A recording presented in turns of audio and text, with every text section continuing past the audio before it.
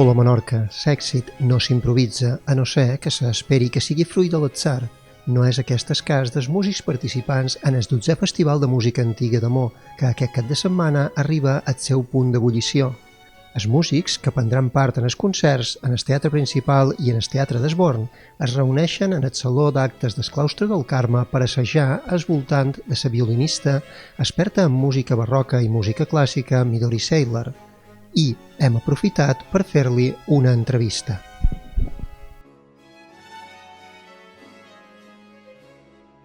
Vostè toca un violí del 1725. Com el va descobrir i com descriuria la relació que ha desenvolupat amb aquest instrument al llarg del temps?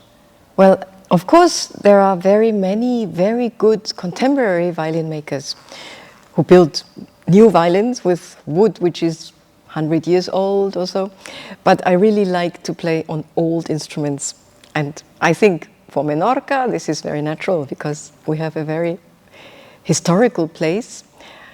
I saw so many old historical buildings and lots of historical wood even. My violin was built in the 17th century, around 1680. So counting from today, the wood back then was probably 200 years old, and now 300 years passed. So the wood of my violin makes 500 years probably, which I think fits perfectly to Menorca. Quina és la seva rutina? Quina és la preparació que fa abans d'un concert? Well, some musicians say, I have to take a big shower or sit in my bathtub and feel free. No, I don't have a routine like this. I like to eat well, but not too much, because otherwise I get tired. So I want to warm up my hands and to feel fresh. So this is what I do before a concert. Quin paper juga la improvisació amb el seu procés creatiu? In the historical performance practice, in Baroque music especially, improvisation is very important. But it is actually the soul of all the music we play, because we want to play music as if we are inventing it in this very moment. And we don't want to play exactly the notes, because this is what the artificial intelligence could also do. So we want to really be inspired to play each note and to create the story behind the text which we are playing, which is actually quite similar to contemporary music, which is written nowadays, or experimental music, because by the time Vivaldi wrote the music we are playing in the concert, it was contemporary music. So people came to the concert and thought, what exciting concert tonight, we are going to hear the newest work of this composer, never heard of him before, Vivaldi, but it'll be exciting because it's the first time we hear it. And this spirit we want to bring back. So it's not something which has been recorded millions of times and you can download or listen to at YouTube, because we want to present something which is totally new and fresh, and it's only us who can do it the way we do it, and that's what we want to transport.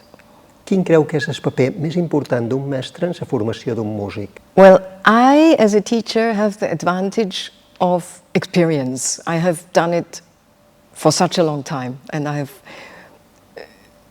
thought about it a lot. I've experienced and tried and have had errors a lot. So I have this advantage of time and experience, and this I can give to my students. But actually, what I want to make them learn is that at the end I can be cut out. So I'm no longer necessary.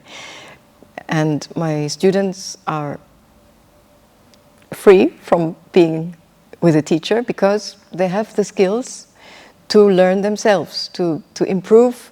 They have a new piece and they have enough technical skills to be their own teacher. this is what I'm trying to do as a teacher.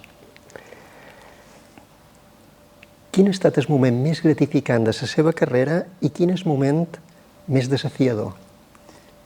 For me, it was a fantastic and very challenging experience to work a lot with dancers on stage. And the dancers I worked with, they were the choreographers, and they took me as a musician into the scenery. So I had to move and to play with them in the scenery and not just stand as a musician and play and then bow and leave the scene, but I had to be on the stage with the dancers.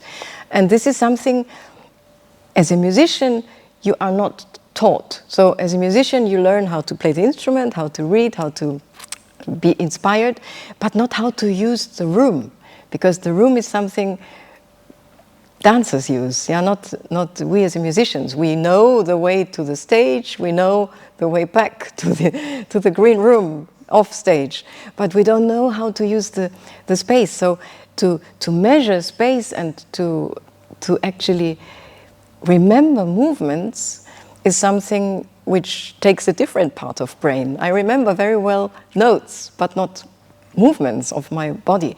So this was extremely challenging, and I had the experience that at the end of rehearsals, I was so tired because my brain was so worn out in a new way, but I liked it. This was very new and very attractive to me.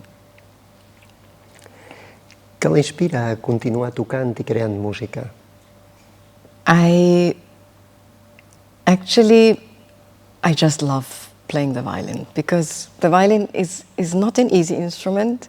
Everybody who learns it knows that. It can sound awful, but the sensual feeling of producing this sound and how to make the notes come out and the technical issues of it, I just love to be with that. So this is the big attraction which just keeps me going. Quin llegat li agradaria deixar en el món de la música? Well, I think that each of us is replaceable. So I don't think what I have to give is so great that, yeah, I have to determine anything. But on the other side, I think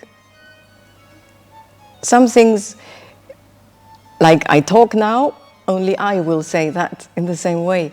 So everybody of us is unique, and the quality of each of us is different. So the way I play the violin is a bit different to other people playing the violin, and this gives me the reason to do it. I don't think that there is a legacy idea of having to leave something for the world. Of course, I've done lots of recordings and CDs, but this is not why I'm doing it. I'm doing it because I enjoy it, and because I think that in the moment I create something, people might enjoy it. Thank you, Midori, for your kindness, for your mastery, and for participating in the Mahón Early Music Festival. My pleasure. Thank you.